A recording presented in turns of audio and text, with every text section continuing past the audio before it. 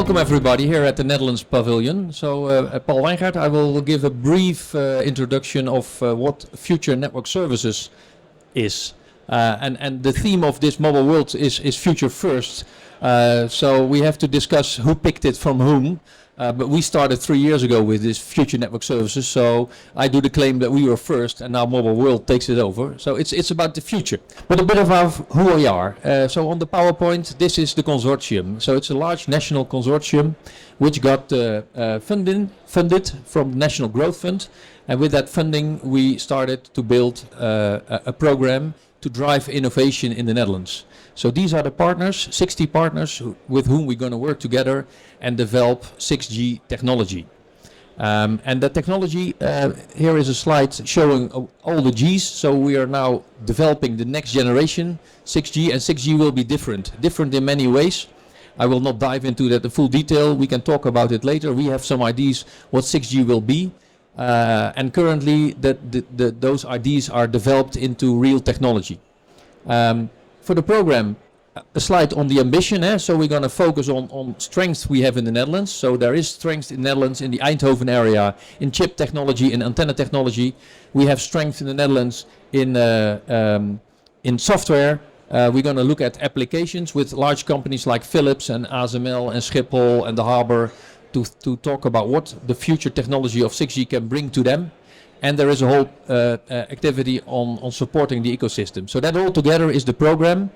And why do we need to start now? There is one slide on standardization. So for 6G, right now, the standardization process starts. So whenever you want to be in the technology area of 6G, you need to start now. With develop the technology, get patents, and make sure that you're in the standards, which will come on the market. And this shows somewhere 2030. So it's still a long way to head, but it's the future which is created right now. A slide on what we do. So we developed a full program line with all sorts of activities. I'm not going to dive into detail. Of course, all this technology in the end will be tested. So there is a large test bed and test facilities in the program. And of course, startups and scale-ups are important. So we want to develop technology, create new companies. So in the next coming years, in 4 years from now, hopefully you're going to see a lot of initiatives which started in the program and then are going to grow and be part of 4 years from now.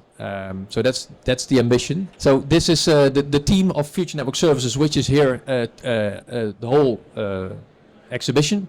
So talk to us. So Peter Raken, he's overall program manager of the program. Myself, Pieter Noren, he is the program strategy guy from our core team.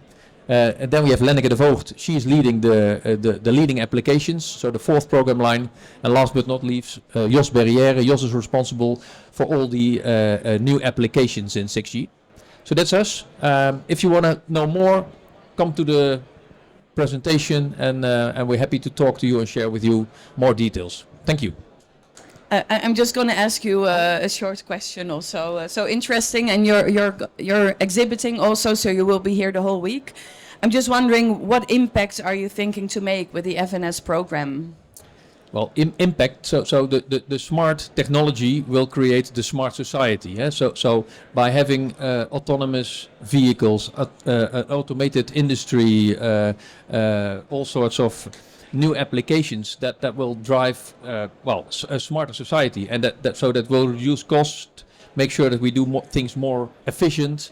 So the impact will be in smarter society on one hand, and the impact will of course be economic wise. So we will create new companies, new technology, which in the end will contribute to the GDP from the Netherlands, so the earning.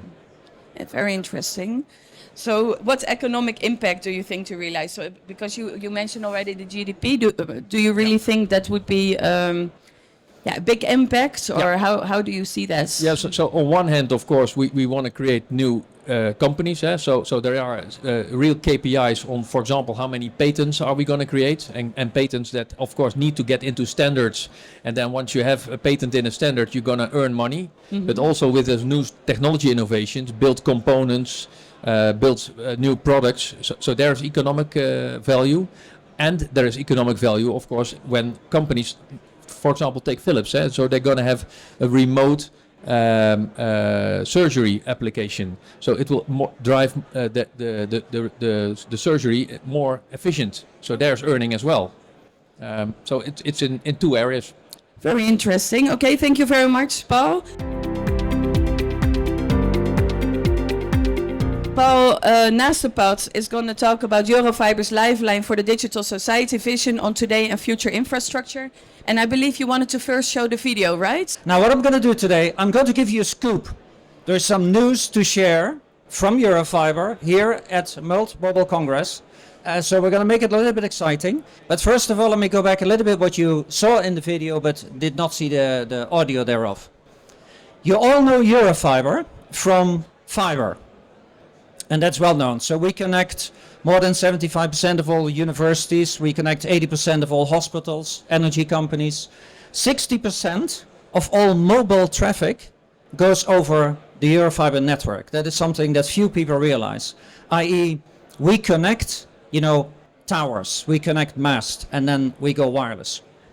The scoop today is that from the fiber network that we have, we are going to put a little antenna in the end.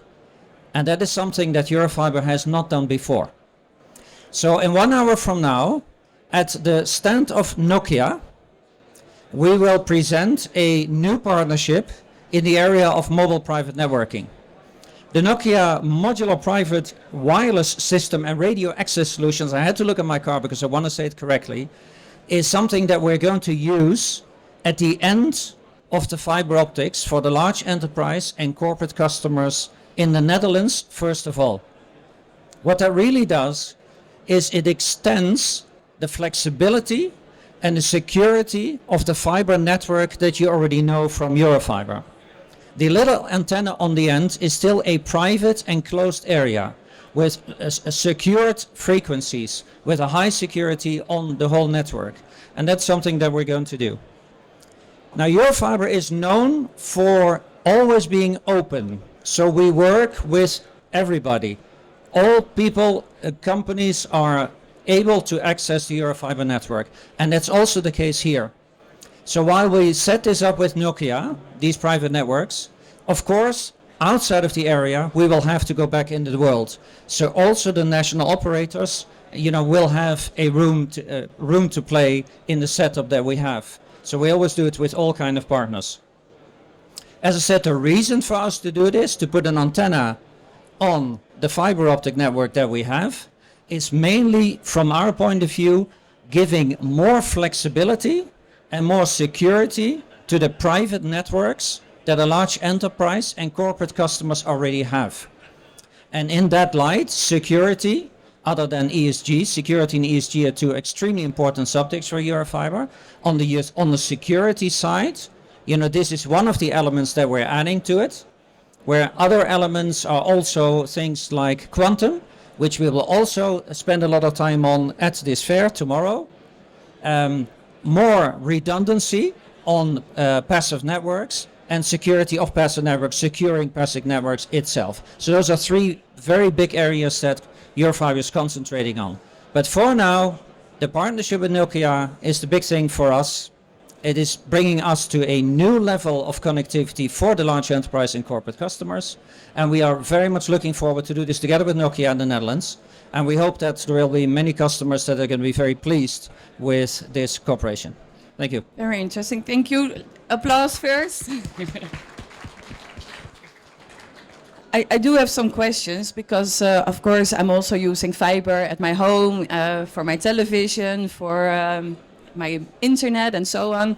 But I noticed like almost everywhere is now fiber. So is this then also part of your future plan of the future business? Is that like to extend and go in this two direction, or how do you see that? So Eurofiber is purely business. So we do not come to your home. Okay. But all the fiber to the home players, Yes. they have backbones that we supply to them or we rent to them. So that's a cooperation with fiber to the home. We do have fiber to the home operations in Belgium and in Germany, but not in the Netherlands. Okay. But it is definitely, so in 3 years from now, all the private homes will all be connected, we think, with fiber. So in 3 years from now, we're done with fiber. On the business side, there is a completely different thing happening. Many of the buildings of the Netherlands, more than 90% have already been connected with fiber. What is happening now is that all these businesses are getting their secondary and in some cases third or fourth connections to the same building. Yeah. And that's all security. So we've done one project last year, which was for the air traffic control in the Netherlands, where we connected all the airports to fiber. And that was 4 times redundant. So we had a big accident about 2 weeks ago, where there was a very large dig up of huge amounts of cables, including for air traffic control. They didn't even notice because they had 3 other redundancies completely operational. And that's what's happening in the business world, which is a bit different from the consumer sector. Exactly. No, but it's very interesting. You want to be online all the time, especially in those areas as airports or hospitals or other highly important places to function. Very cool. I just have a last question actually for both of you, because in the preparations of this event, we have also been speaking to, for example, Prince Constantijn, the special envoy of TechLeap, also with a minister whom we will be seeing this afternoon. And one thing that came to my mind is because we're here with the whole ecosystem, so startups, scale-ups, enterprises, well, we have the growth funds. So one thing I was wondering is, from your perspective, as because you're one of the largest companies in the Netherlands, I think, what can corporates do to make this connection with the scale-ups and the startups, or what would they need in order to do more business together or to enhance the innovations that are happening there? So I'm curious to hear your point of view on that. Take it first. Okay, so at Eurofiber we have an innovations department, and in that department we do a lot of cooperation. So with Quantum, we have another announcement that we're going to do tomorrow in the area of Quantum, in the area of high-tech antenna technology, in the area of data center, greening data centers. So there's a lot of things, and we always work with small companies. And what we do is we try to grow these. Some of these companies are now integrated into Eurofiber. So that is something we always seek, those corporations. And then, we'll develop a plan to work together. We help them grow. And at some point in time, either they go independent with somebody else, or they become part of Eurofiber. That's one of the things that we do. Paul? Yeah, and in the Future Network Services program, the working together between the small companies and the large companies is part of the program. So in the ecosystem with 60 partners, there are the Philips and ASML, but also drone delivery service, Antenna X. So we have more than 10 small companies already in the program. So that's one. And two, in the program line 4, so the supporting of the ecosystem, there are really activities planned, for example, to work together with TechLeap, so that we're going to have the exchange. In the program, we're going to hire something like 80 or 90 PhD students. Those students come up with smart IDs. Yeah. So and many of them probably will go to one form of a company. So it's our KPI and to drive these to companies, and then we're going to be in 4 years from now, as I said. So exactly, no, because I think that's quite important. Also, like you're setting like an industry example. So do you feel like more companies should do this, or is this enough being done on enterprise level, or are you guys like? Are you the inspiration for all the people here? Well, as I said, we're going to do this in the program. So it's 100% addressed, and it's important because the large companies don't always have the innovation power. So sometimes it's a small company, a smart student who comes up with a bright idea, with a couple of others drives it to a first initiative, and then it's fine. If a larger company takes it over, that's how it works. And it's good for both. So we facilitate that. The same? Nothing more to add. Well, I think we've come to the end of the annual talk. So thank you very much for your contribution and for your inspiration today. So warm applause for everybody and see you this afternoon. Thank you.